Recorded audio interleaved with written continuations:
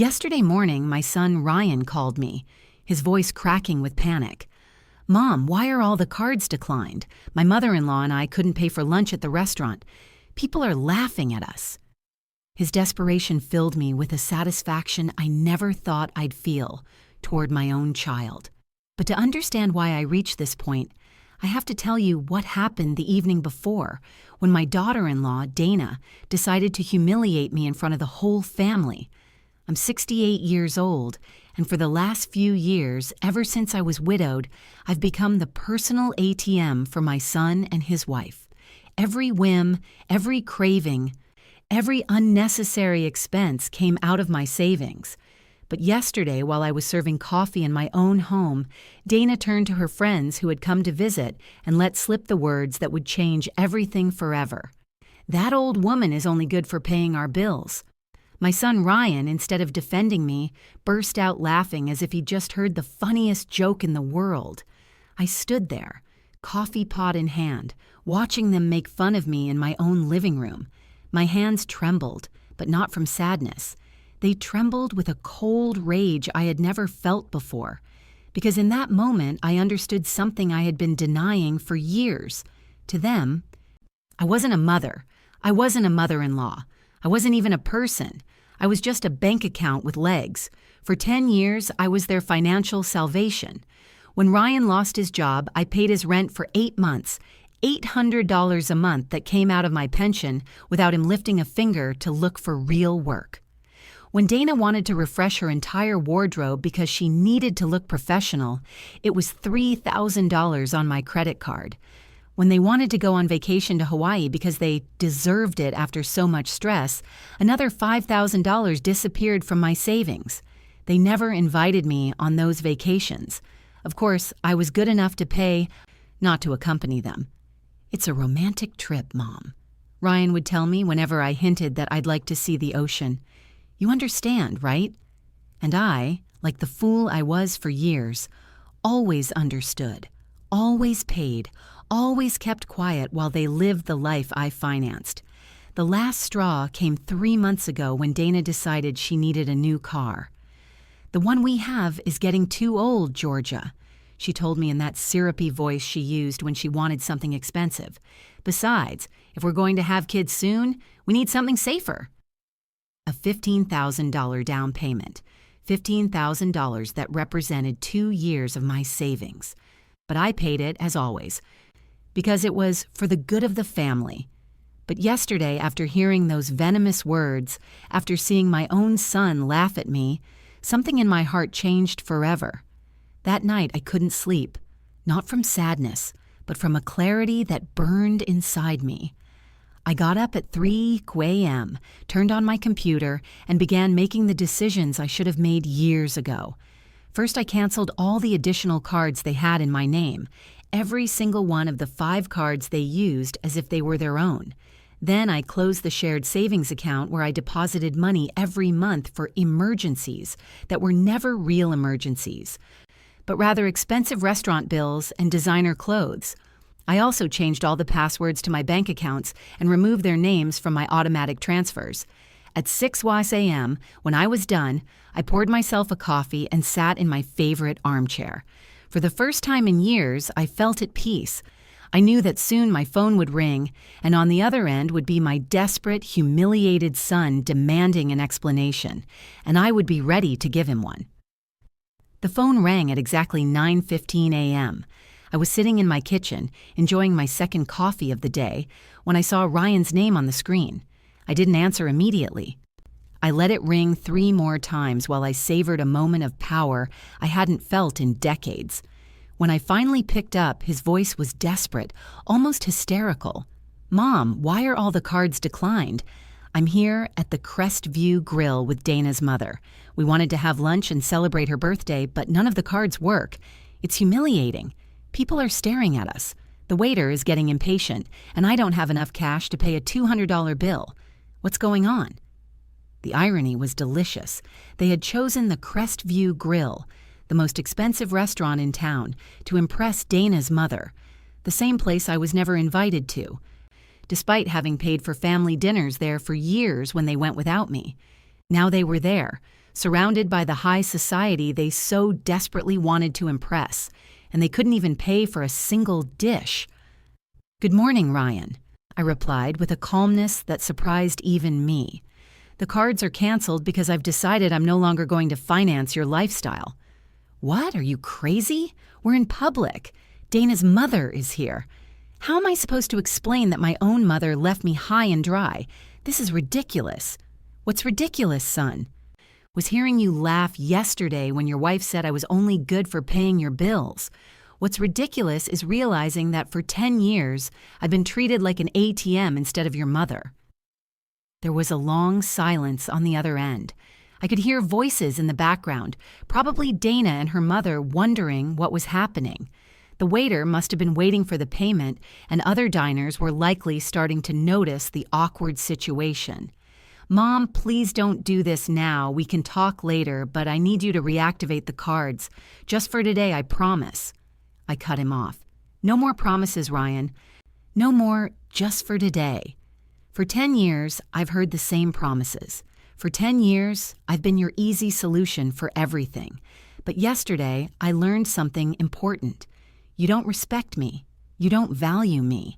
And you definitely don't love me the way I loved you."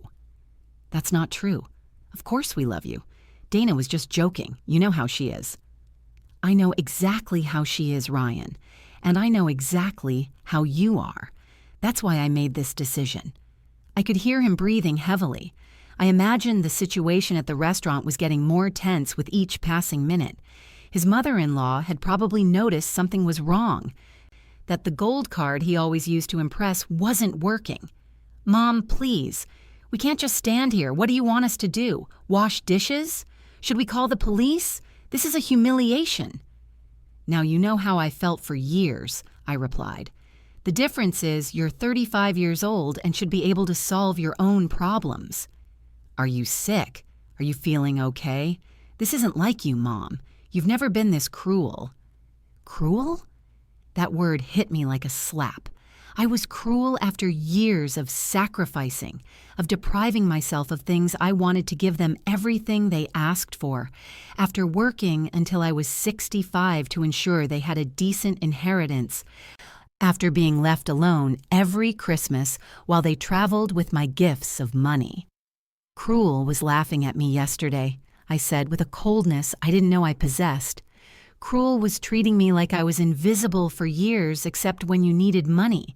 Cruel was making me feel like my only value as a mother and as a person was my bank account." "Mom, Dana didn't mean it like that. Dana said exactly what she thought, and you agreed with her. You both made it very clear what my place is in your lives."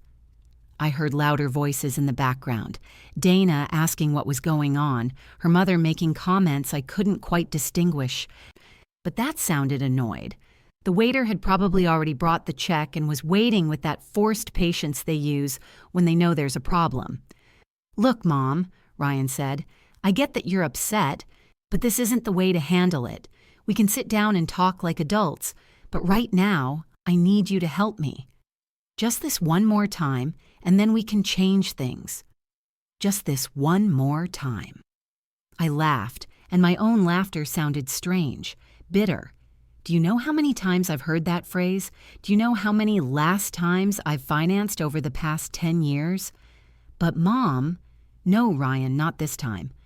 This time you're going to have to find another solution. You have jobs, you have friends, you have in-laws. Figure it out. How are we going to explain to Dana's mother that my own mom abandoned us in a restaurant? How am I going to face the people who know us? Everyone is going to be talking about this. And there it was, the naked truth. He wasn't worried about fixing our relationship. He wasn't reflecting on how they had treated me. He only cared about his image, his reputation, what people would think, just like always. That's your problem to solve, son. For years, I worried about your image, your comfort, your happiness. Now, it's time for me to worry about mine. You can't do this. You're my mother. Exactly. I'm your mother, not your employee. I'm your mother, not your personal bank. I'm your mother, not your financial lifeline. And as your mother, I should have taught you years ago how to stand on your own 2 feet. There was another longer silence. This time I could feel his desperation through the phone. He was probably doing mental calculations, thinking about who he could call, how he could get out of this situation without completely losing face. "Mom, please. Dana is crying. Her mother is asking what kind of family we are. The waiter has already asked us 3 times if everything is okay. Please have mercy." Mercy. Another word that made me tremble. Where was their mercy when I stayed up late calculating how to pay their expenses on top of my own? Where was their compassion when I deprived myself of buying new clothes so I could give them money for their whims? Mercy is earned over years, Ryan, and you too lost it yesterday. I hung up the phone. My hands were trembling slightly, but not from fear or sadness. They were trembling with adrenaline, with a sense of power I hadn't experienced in decades. For the first time in years, I had put my own needs first. For the first time in years, I had said no. For the next 30 minutes, the phone didn't stop ringing. First it was Ryan again, then Dana, then a number I didn't recognize, which I assumed belonged to Dana's mother. Every call I rejected gave me more strength, more conviction that I was doing the right thing. I poured another coffee and sat on my patio, enjoying the silence I had missed so much, but the calm didn't last long. At 11 a.m., I heard the unmistakable sound of Ryan's car pulling into my driveway, the car I had helped pay for, of course. 2 doors slammed shut, and I heard hurried footsteps heading toward my front door. The knocking started immediately, loud and insistent. "Mom, open the door, we need to talk." Ryan's voice sounded different now, more desperate but also more aggressive. "I know you're in there. Your car is in the driveway." I didn't move. I remained seated on my back patio, invisible from the front entrance, watching the birds visit the feeder I had installed last year. It was funny how the small pleasures in life took on new meaning when you finally had the peace of mind to enjoy them. "Georgia!" Now it was Dana's voice, sharp and demanding. "We know you're there. Stop acting like a child and come out and face us." Face them. As if I were the one who had done something wrong. As if I were the one who owed an explanation after years of financial and emotional abuse.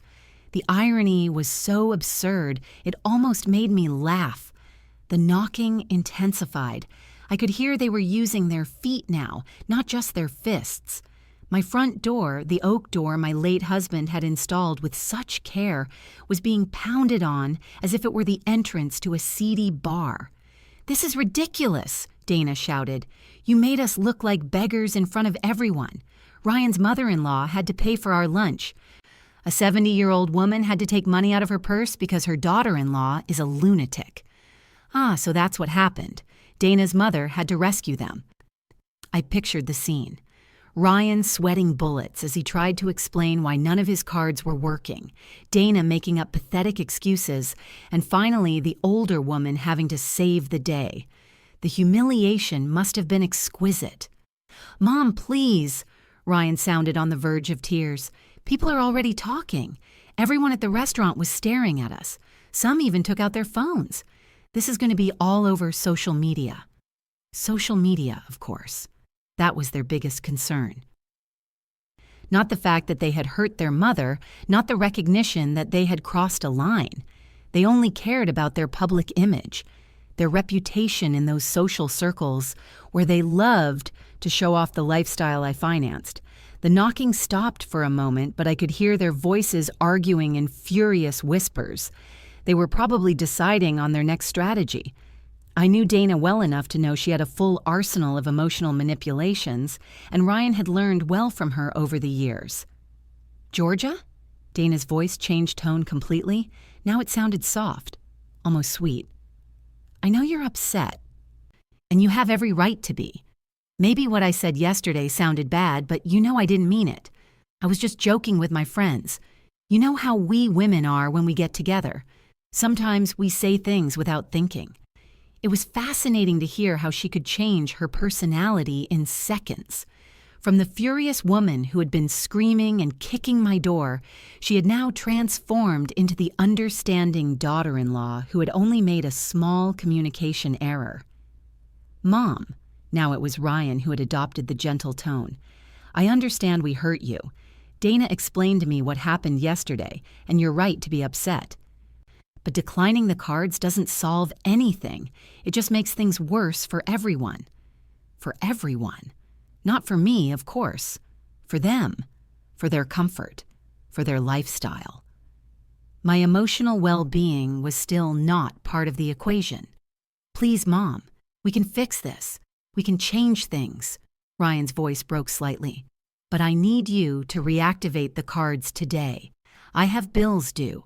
The car insurance is due tomorrow, and Dana has doctor's appointments this week.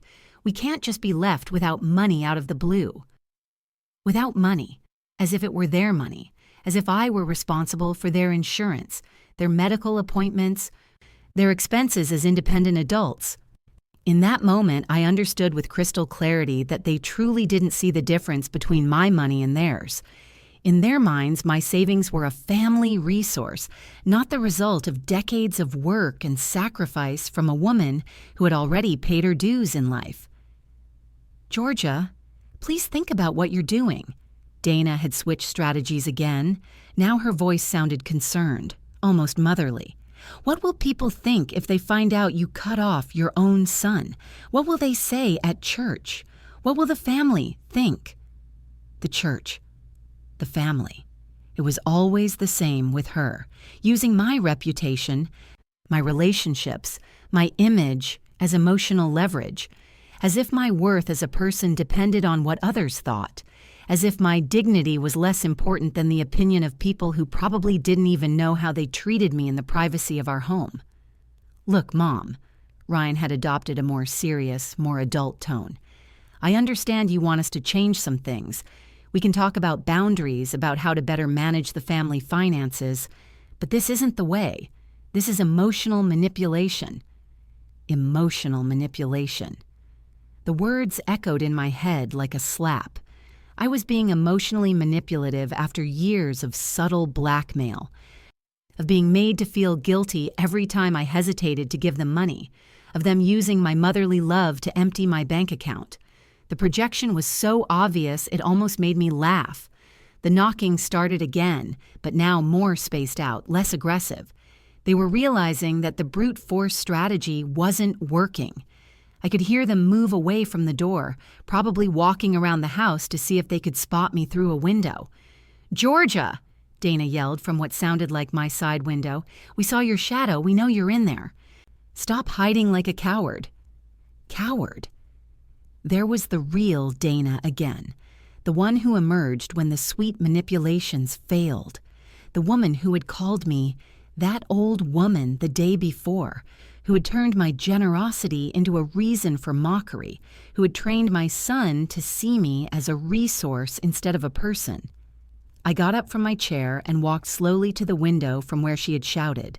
I pulled back the curtain just enough for her to see me, and our eyes met through the glass. Her expression immediately changed from fury to relief, and then to that fake smile I knew so well. "There you are," she exclaimed, as if she had just found a lost child. "Come on, let's open the door and talk like a family."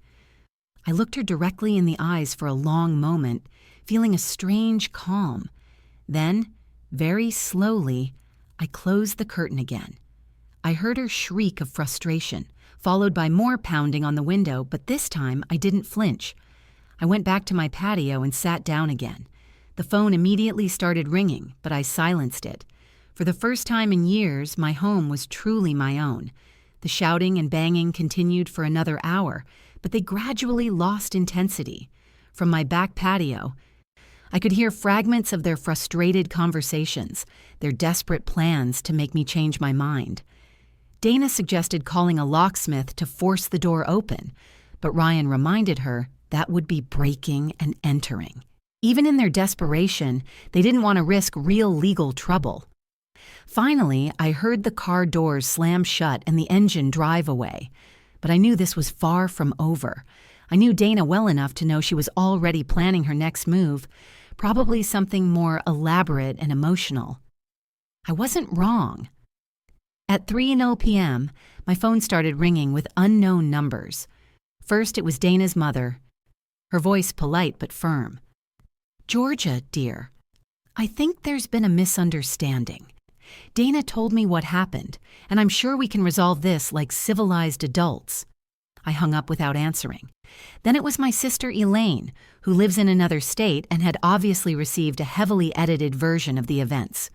"Georgia," Ryan called me very worried. "He says you're acting strangely and that you left them stranded at a restaurant. Are you okay? Are you feeling sick?" "I'm perfectly fine, Elaine," I replied. Better than ever, in fact. "But I don't understand. Ryan says you canceled all their cards without any warning. That doesn't sound like the Georgia I know. You've always been so generous with your family." "Maybe that was the problem," I said. "Maybe I was too generous for too long. But Georgia, they're your family. Dana says you're punishing them for an innocent joke. Surely you can sit down and talk this out." An innocent joke. It was impressive how Dana had managed to rewrite history in just a few hours. What had been a cruel humiliation in front of guests had now become an innocent joke that I had misinterpreted because I was too sensitive. "Elaine, have you ever felt like an ATM for your kids?" I asked directly. "What? No. Why do you ask?" "Because that's exactly what I am to Ryan and Dana, and yesterday I finally realized it." "Georgia, you're exaggerating. Parents always help their children. It's normal." "Is it normal to pay your adult son's rent for years? Is it normal to finance their vacations while you stay home alone? Is it normal for them to make fun of you for being generous?" Elaine was quiet for a moment. "Well, maybe they've taken advantage of your generosity a bit, but cutting everything off at once seems very drastic." "You know what's drastic, Elaine? Working until you're 65 to secure a decent inheritance for your son, only to find out he's already spending it while you're still alive." After that conversation, I decided to unplug the house phone. I put my cell phone on airplane mode. I needed silence to process everything I was feeling, to plan my next steps. That evening, as I prepared dinner for myself for the first time in months without the anxiety of waiting for calls asking for money, I realized something important. I didn't feel guilty. My whole life I had been trained to feel guilty when I didn't meet the needs of others, especially my family. But this time, that familiar guilt wasn't there. Instead, I felt something I hadn't experienced in years: mental clarity. It was as if I had been living in an emotional fog and could finally see clearly. Every decision I had made in the last 10 years flashed through my mind like a movie, and I could see patterns I hadn't wanted to acknowledge before. The cycle was always the same. Ryan or Dana would approach me with a temporary financial problem. I would initially resist. They would apply emotional pressure. "It's just this once. We're desperate. What will people think?" I would give in. They would solve their immediate problem, and a few weeks later, a new temporary problem would appear. There was never a real repayment plan, never a genuine acknowledgement of my sacrifice, and definitely never an invitation to share in the benefits of my own generosity. I paid for their vacations but wasn't invited. I financed their dinners at fancy restaurants but ate alone at home. I covered their medical expenses, but no one asked about my health. I got up and walked to my study, where I kept all my financial documents.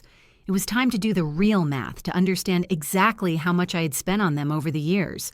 I pulled out my bank statements from the last 5 years and started calculating. The figure was devastating: $86,000. $86,000 in 5 years. That didn't even count the previous years when I didn't keep such detailed records. It was more than half of my total pension, more than what many people earn in 2 years of work. But the most painful part wasn't the amount of money.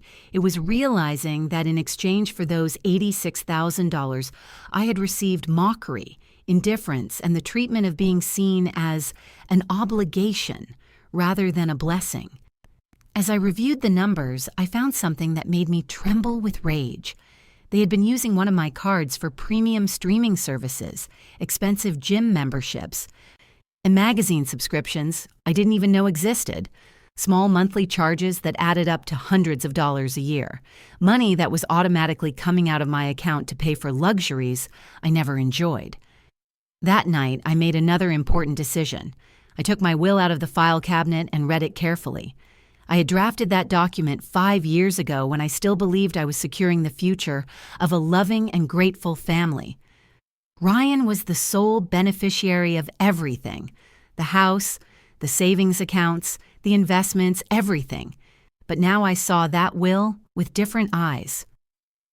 Why should I leave my entire estate to someone who had already spent more than half of it while I was still alive? Why reward someone with an inheritance who had treated me like a resource instead of a mother? I decided that the next day I would call my lawyer to schedule an appointment. It was time to make some significant changes to my estate plans. If Ryan wanted to treat me like a bank, then he would have to be content with the interest, not the principal. I went to bed that night with a strange but liberating feeling.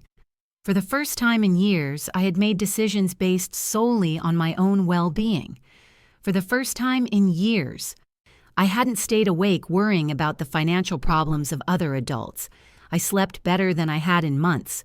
The next day, I woke up with an energy I hadn't felt in years. It was Friday, and for the first time in a long time, I had plans that didn't involve solving anyone else's problems. First, I would call my lawyer. Then I would go to the bank to make some additional changes. And maybe, just maybe, I would buy myself something nice with the money I normally would have spent on someone else's whims. I plugged the house phone back in while I made breakfast. As expected, I had 14 messages on the answering machine. I listened to them while I drank my coffee, and each one confirmed that I had made the right decision. Message 1. Dana with a tearful voice. Georgia, it's Dana. I know you're upset, but please think about what you're doing. Ryan didn't sleep at all last night. He's so worried about you. He says he's never seen you like this. Please call us. Message 2, Ryan, sounding desperate. Mom, I need to talk to you. I went to the bank this morning and they told me you closed the account where you deposited money for our emergencies. Why would you do that? That account was for both of us. It was fascinating how he continued to refer to my money as ours. That account had never been for both of us. It was my money that I deposited for their supposed emergencies, which invariably turned out to be vacations, expensive clothes, or restaurants. Message 3. Elaine again. Georgia, Ryan called me again. He says you also closed a savings account. Are you sure about what you're doing? Don't you think you're being a little radical? The following messages followed the same pattern. Feigned concern, questioning my mental health, and pleas disguised as sisterly advice. But message number 11 caught my attention. It was from a number I didn't recognize, but the voice was familiar. Mrs. Whitlock, this is Oscar, my cousin Dana's husband. Look, I know we don't know each other well, but Dana asked me to call you. She's very worried because she says you're acting very strangely. As a man, I think sometimes women complicate things more than necessary. Why don't you just forgive and forget? Family is the most important thing. Family is the most important thing. What a convenient philosophy when it comes to maintaining a status quo that benefits them. I wondered if Oscar would be so willing to forgive and forget if someone made fun of him in front of his family while emptying his bank account. At 9 a.m. sharp, I called the law firm where I had made my will. The secretary told me that Mr. Coleman had a cancellation and could see me that same afternoon at 2:00 p.m. Perfect. Then I called the bank and requested an appointment with the manager to review all my accounts and make some additional security changes. I also wanted to make sure that Ryan had no access to any information about my finances. As I was getting ready to leave, the doorbell rang. For a moment, I thought it was Ryan and Dana again. But when I looked through the peephole, I saw my neighbor Lucy standing on the porch. Lucy was a 62-year-old woman who had been widowed 2 years ago, and we occasionally chatted over the garden fence. I opened the door with some curiosity. Lucy had never formally come to visit me before. "Good morning, Georgia," she said with a warm smile. I hope I'm not bothering you, but I heard a lot of noise and shouting yesterday, and I wanted to make sure you were okay. I invited her in and served her coffee. It was refreshing to have someone in my house who wasn't there to ask for money or manipulate me emotionally. Is everything all right? She asked with genuine concern. Yesterday I saw your son and his wife were here for hours, shouting and banging on the door. I was about to call the police. I told her the whole story. Not the intimate details, but enough for her to understand the situation. Lucy listened without interrupting, occasionally nodding with expressions of understanding. "Georgia," she said when I finished, "I have to confess something. For years, I've watched how they treat you when they come to visit. I've seen them arrive in new cars, dressed in expensive clothes, talking on the latest phones. Meanwhile, you're still driving the same car from 10 years ago and shopping at discount stores." Her words hit me because it was external confirmation of something I had been denying internally. Others could see the obvious that I had refused to acknowledge. "But what has struck me the most," Lucy continued, "is that I've never seen them do anything for you. I've never seen them help you with your groceries, fix something in your house, or simply visit you without it being to ask for something." "Is it that obvious?" I asked, feeling a mix of shame and relief. To someone looking from the outside, yes, but I understand why you couldn't see it. When you're a mother, you always want to believe the best of your children. Lucy stayed for another hour, and our conversation was the most honest and liberating one I'd had in months. She told me about her own experiences with adult children who expected her to solve all their problems and how she had learned to set boundaries after being widowed. "You know what helped me the most?" she said before leaving, realizing that being a good mother doesn't mean being a martyr. "You can love your children without sacrificing your dignity for them." Her words resonated in my mind all the way to the bank. In the manager's office, we reviewed all my accounts and implemented new security measures. I changed all the passwords, added two-factor authentication, and made sure that only I had access to any financial information. "Mrs. Whitlock," the manager said as he processed the changes, "may I ask why these drastic changes? Do you have any specific security concerns?" "Let's just say I finally realized that my biggest financial security risk lives in my own family," I replied. The manager nodded with understanding. "It's more common than you think, ma'am. We see many cases of older adults being taken advantage of financially by relatives. You did the right thing by protecting yourself." After the bank, I went to lunch by myself at a small, cozy restaurant I had always wanted to try but had never allowed myself the luxury. I ordered the most expensive dish on the menu, a glass of wine and dessert. The total bill was $45, less than what Ryan and Dana spent on a single round of drinks on their nights out.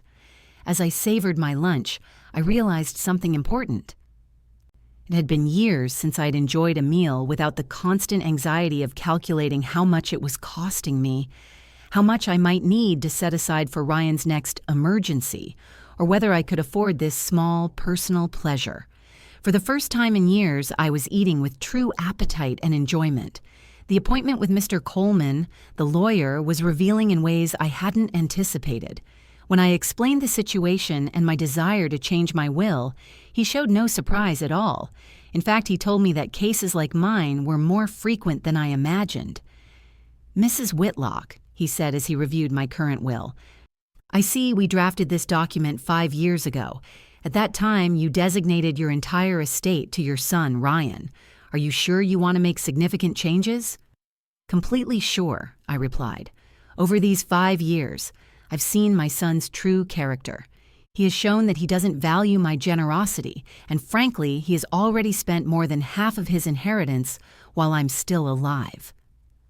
The lawyer took notes as I detailed the $86,000 I had documented, not counting the previous years. His eyebrows raised slightly when I mentioned the figure. "I understand your position," he said. "What kind of changes are you considering?" "I want to divide my estate. 50% for charitable organizations that truly help people in need, not capricious adults. 30% for my sister Elaine, who has always been independent and has never asked me for anything. And for Ryan, I paused, 20% for Ryan, with the condition that he can only receive his share if he demonstrates a full year of complete financial independence. The lawyer smiled slightly. That last condition is interesting and completely legal. You're essentially incentivizing personal responsibility. I left the law firm feeling a deep satisfaction. For the first time in years, I had made decisions about my future that reflected my real values, not my fears or my maternal guilt. When I got home, there was an unfamiliar car in my driveway. An older woman, elegantly dressed, was standing on my porch. It was Dana's mother, Claudia. "Georgia," she said with a forced smile when she saw me arrive. "Good, you're here. We need to have a woman-to-woman talk." I invited her in, more out of curiosity than politeness. I wanted to hear what version of the events this woman had received. "Look, dear," Claudia began once we were seated, "I know there was a misunderstanding yesterday between you and the kids. Dana told me everything, and frankly, I think you're exaggerating the situation."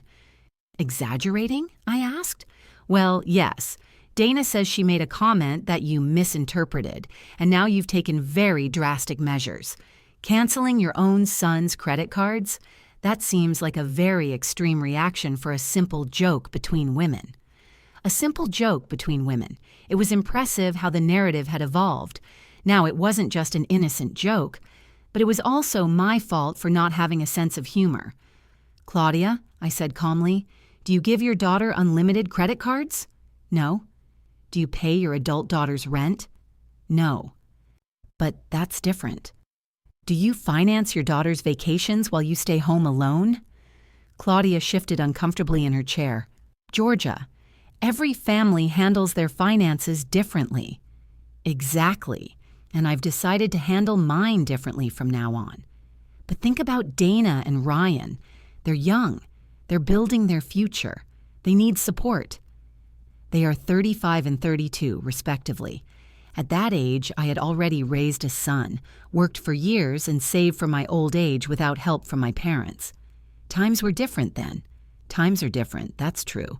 Now there are more opportunities, better education, more access to bank loans. There's no reason why two educated adults can't support themselves." Claudia changed her strategy. "Georgia, Dana is very upset. She cried all night yesterday. She says she has always seen you as a second mother and doesn't understand why you're suddenly rejecting her. A second mother who is only good for paying bills, according to her own words. That was a joke. Women always complain about their mothers-in-law. It's normal." "Complaining in private is one thing, Claudia. Humiliating someone in front of guests is something else entirely." The conversation continued for another half hour, with Claudia using every manipulation tactic in the book. Guilt. "Think about how your son feels." Fear. "You're going to end up alone." Shame. "What will people think?" And even veiled threats. "Dana has contacts in social services." Finally, when she realized that none of her tactics were working, she switched to a more direct approach. "Georgia, I'm going to be frank with you. Dana and Ryan are considering seeking legal help. There are ways to declare a person mentally incompetent if they show erratic behavior with their finances." There it was, the real threat behind all the emotional manipulation. If I didn't give in voluntarily, they would try to take away control of my own finances by force. "Claudia," I said, standing up, "I suggest you consult with a good lawyer before trying that. I just came from an appointment with mine, and he assured me that a person who protects their finances from family abuse is demonstrating mental competence, not the opposite." Her expression changed immediately. She realized she had shown her cards too soon. "I didn't mean—" She began to backtrack. "Yes, you meant exactly that," I interrupted. "And now that I know what your true intentions are, I think this conversation is over." I walked her to the door in silence. Before she left, she said, "Georgia, I hope you reconsider. A family war doesn't benefit anyone. There is no war, Claudia. There is only a woman who has finally learned to value herself. After she left, I sat in my living room and reflected on what I had just heard. Not only were they planning to intensify the emotional manipulation, but they were also considering legal measures to regain control over my money. That evening, I called Mr. Coleman and told him about Claudia's threat. He reassured me, explaining that to declare someone mentally incompetent requires solid medical evidence and an extensive legal process. Acting responsibly with one's personal finances does not qualify as evidence of incompetence, he said. However, I recommend you document everything, record conversations if possible, keep records of their threats, and consider getting a preventative psychological evaluation to have evidence of your mental competence. That night, for the first time since this all began, I felt a little bit of fear. But it wasn't fear of doing something wrong. It was fear of how far they would be willing to go to regain control over my money. But I also felt something stronger than fear: determination. Claudia's threat kept me awake that night. But not from fear. It was from a cold rage that grew with every passing hour. How dare they consider declaring me mentally incompetent for protecting my own money? It was the ultimate manipulation. If you can't get what you want through persuasion, try to strip the person of their legal right to decide about their own life. The next day, Saturday, I followed Mr. Coleman's advice. First, I went to a private clinic where I had a complete psychological evaluation. The doctor, a professional woman in her 50s, listened as I explained the situation. "Mrs. Whitlock," she said after 2 hours of tests and interviews, "let me be perfectly clear. You are demonstrating exceptional mental lucidity. Recognizing patterns of abuse, setting healthy boundaries, and protecting your financial resources are signs of a completely competent mind. In fact, I would say you are acting more rationally now than when you were allowing the financial abuse." She gave me an official report documenting my complete mental competence, dated and sealed. It was my insurance policy against any future legal challenges. When I returned home, I found Lucy working in her garden. She came over to the fence that separated our properties with a worried expression. "Georgia, an older woman came by yesterday asking about you. She wanted to know if you'd been acting strangely lately. I told her you seemed happier and more relaxed than ever."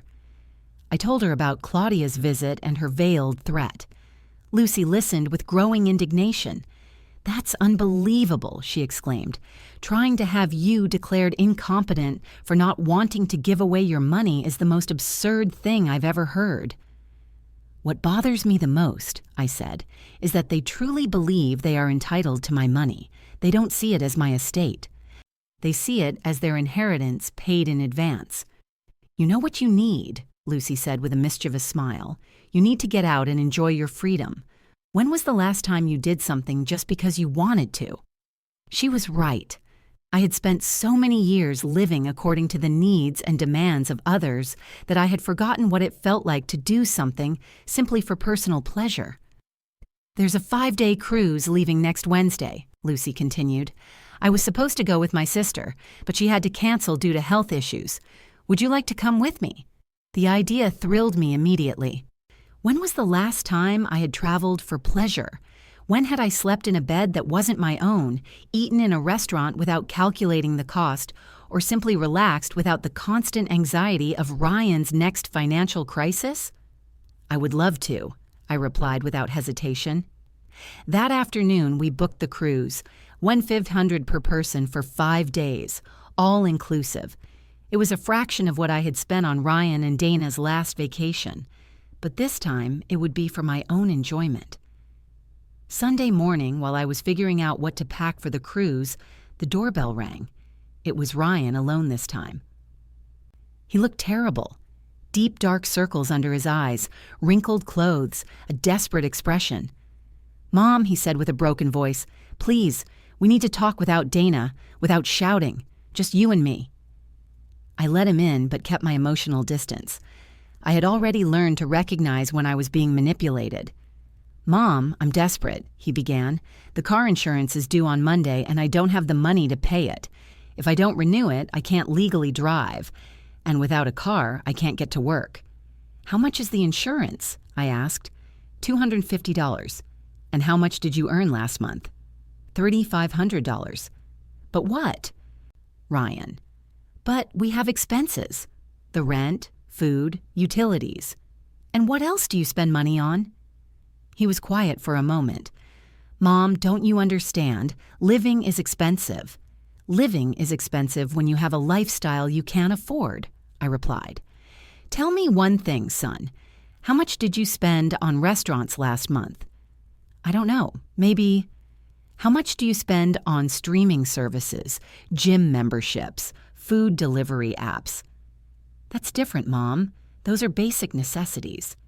"Streaming services are basic necessities?" "In the modern world, yes. You can't live like a hermit." There was the fundamental problem. Ryan genuinely believed that luxuries were necessities, and that real necessities were someone else's responsibility. "Ryan," I said calmly, "you're 35 years old. You have a college education. You have a job. Why can't you pay a $250 car insurance bill?"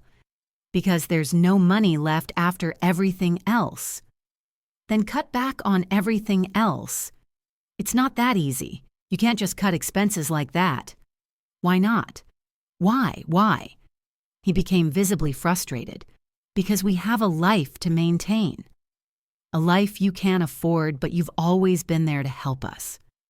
And there was the naked truth. He wasn't asking for temporary help. He was claiming what he considered his right. In his mind, I was a permanent part of his financial structure, not a mother who occasionally provided support. "Ryan, I'm going to ask you something, and I want an honest answer.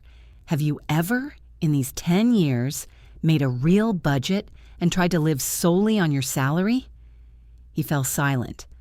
"Have you ever considered moving to a cheaper apartment?" Silence. "Have you ever voluntarily cut back on expenses so you wouldn't have to ask me for money?"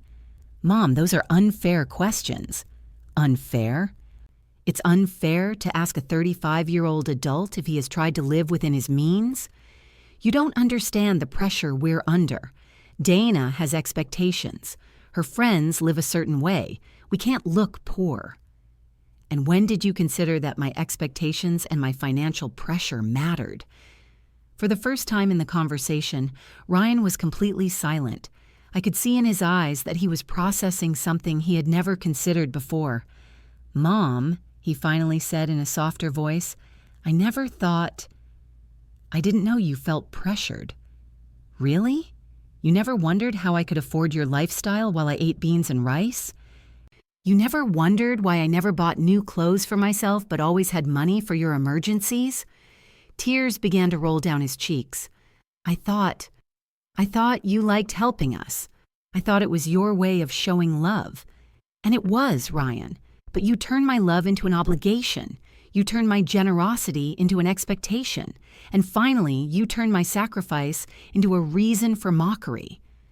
Mom, what Dana said was the straw that broke the camel's back. But the glass had been filling up for years. Ryan cried silently for several minutes. When he finally spoke, his voice sounded different, more mature. "What can I do to fix this?" "You can start by paying for your own car insurance." Ryan sat in my living room for almost an hour after our conversation. We didn't talk much more, but I could see that something had changed in his expression. For the first time in years, he seemed to be truly reflecting on his behavior instead of just looking for ways to get what he wanted. When he finally left, he said, "Mom, I'm going to find a way to pay for the insurance, and we're going to have a serious talk about our expenses." I didn't completely believe him, but at least it sounded like a first step toward maturity. On Monday morning, as I was packing for my cruise on Wednesday, I received an unexpected call. It was Dana, but her tone was completely different from the one she had used in the previous days. "Georgia," she said in a calm voice, "I know things have been tense between us. Could we meet for coffee without Ryan, without drama, just the two of us? I agreed, more out of curiosity than any hope of reconciliation. We met at a small coffee shop near the mall. Dana arrived dressed more simply than usual, without the expensive jewelry and designer clothes she normally wore. She looked tired, but also more humble.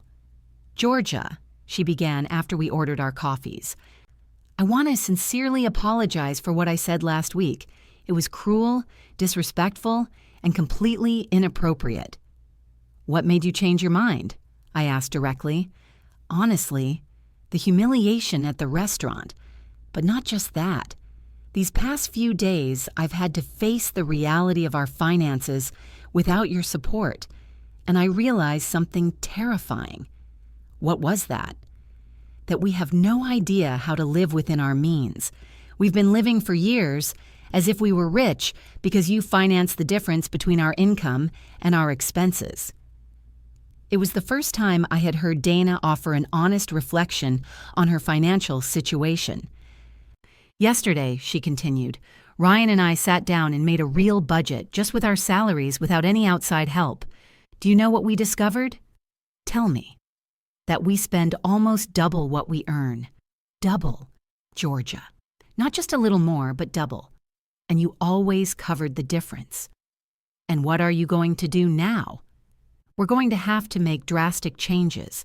The apartment where we live costs $1,200 a month. With our combined salaries, we should be paying $800 at most.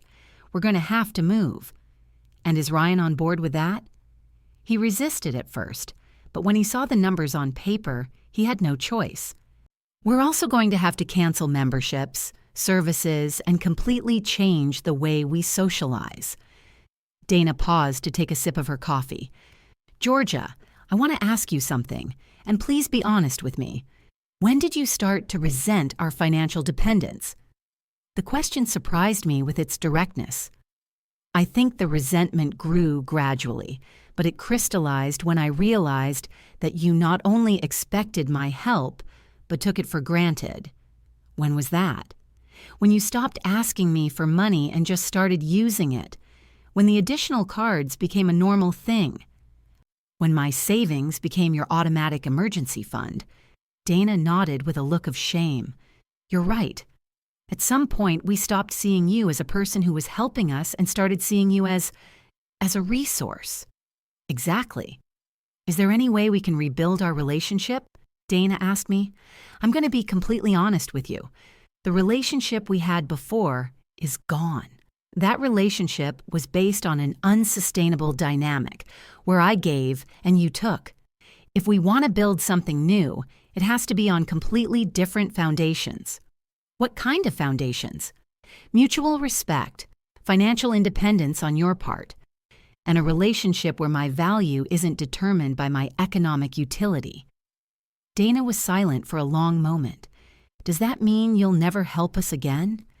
"It means that if you ever need real help in a genuine emergency, after you have proven that you can live responsibly on your own, we could consider it. But it would be help, not a permanent subsidy." "How long would we have to prove our independence?" "It's not a test with a deadline, Dana. It's a change of life. If you can maintain a balanced budget, live within your means, and build your own emergency savings, then you will have demonstrated real financial maturity. And our vacations, our outings to expensive restaurants, those are things you will have to earn with your own work like most people do." Dana looked genuinely overwhelmed. "Georgia, I'm not sure we know how to live like that." "Then it's time you learn. You have education, jobs, and abilities. The only thing you've lacked is the motivation to be independent. And if we fail, then you will fail as responsible adults, learning from your mistakes. But at least you will fail as masters of your own decisions, not depending on someone else to solve your problems." We finished our coffees in a thoughtful silence. As we got up to leave, Dana said to me, "Georgia, I know this doesn't fix everything, but I want you to know that I've learned something important this week." "What's that?" that being an adult isn't just about being of adult age, it's about taking on adult responsibility, and we've been playing at being adults while you carried the real responsibilities. It was the most mature reflection I had ever heard her make. That night, as I finished packing for my cruise, I felt strangely at peace. I hadn't lost a family. I had left behind a toxic dynamic that was hurting all of us.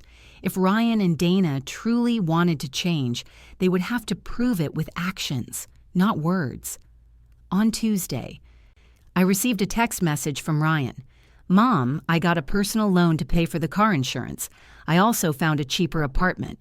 We're moving next month. I wanted you to know." It wasn't much, but it was something.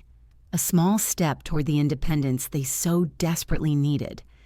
That night, I slept soundly, knowing that the next day I would begin my first truly personal adventure in decades. The cruise was a revelation.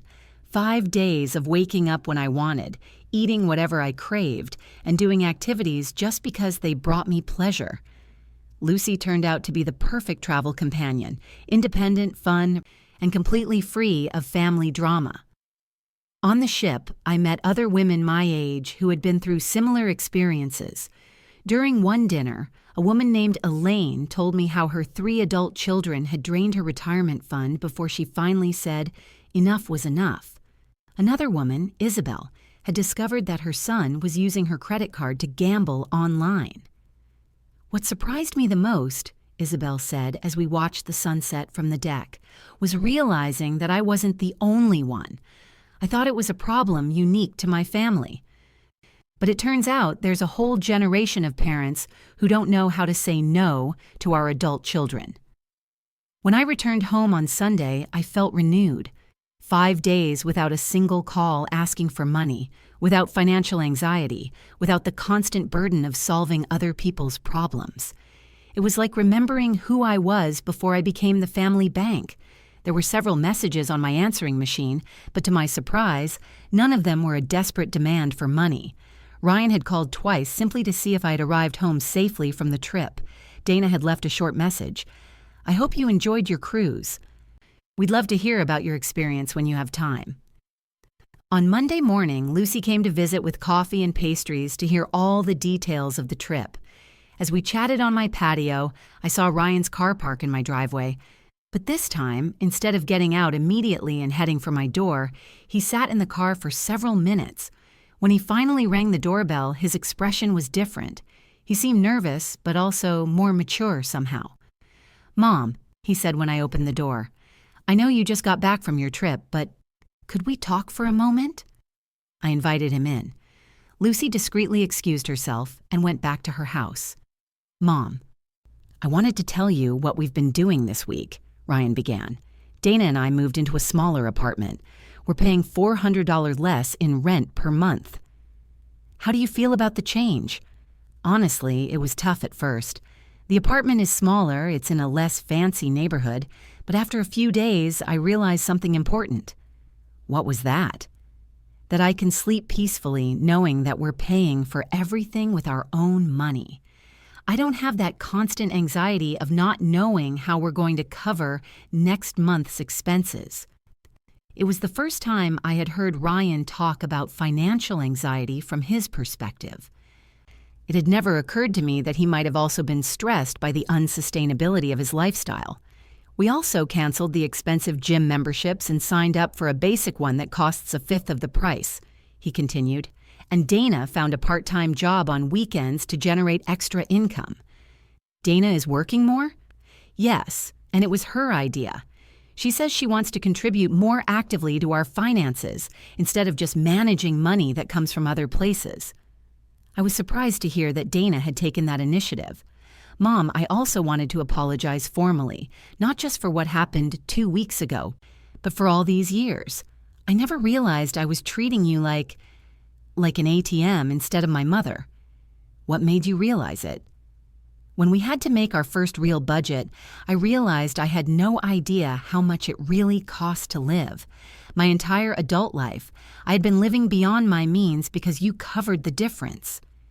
Ryan paused and looked me directly in the eyes.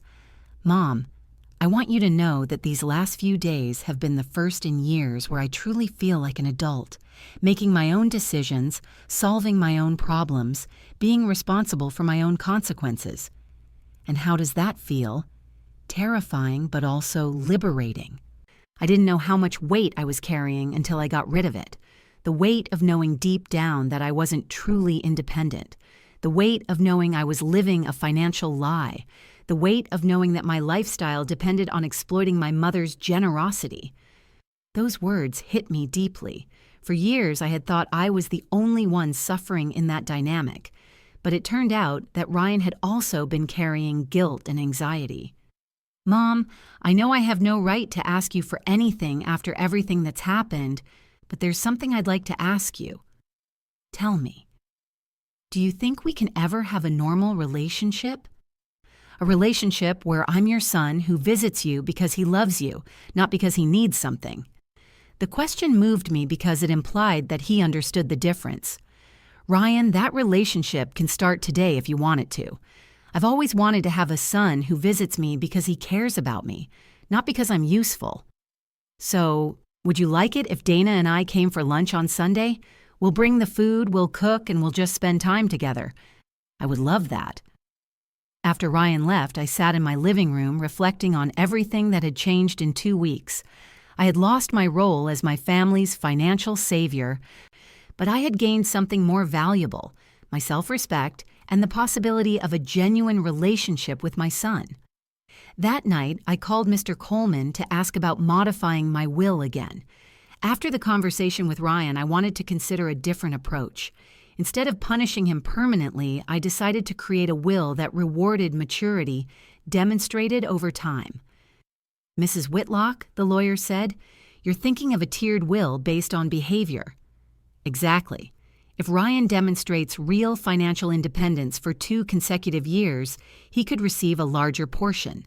If he continues that pattern for 5 years, another larger portion.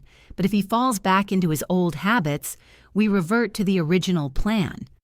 It's an intelligent structure. It incentivizes long-term personal growth. As I hung up the phone, I realized that for the first time in years, I was planning my future based on hope instead of fear. Hope that my son had truly learned and grown. Hope that our relationship could heal. Hope that my final years would be lived with dignity and respect. I went out to my patio and looked at the stars. In the distance, I heard the sound of the fountain I had installed in my garden last year, a small luxury I had allowed myself only after years of doubting whether I deserved to spend that money on myself. Now I knew the answer. I had always deserved to treat myself with the same generosity I had shown to others. It had taken me 68 years to learn that lesson, but I had finally learned it, and I would never forget it again. If you enjoyed my story, you can support me by sending a super thanks so I can write more stories like this. Thanks a lot in advance. What about you? What would you do in this person's shoes? I'd really love to hear your thoughts. So drop them in the comments. I'm always curious to know what you think. Oh, and let me know where you've heard this story. If you want to hear more life stories like this, like the video and subscribe to my channel. There are many more waiting for you. Big hugs and see you next.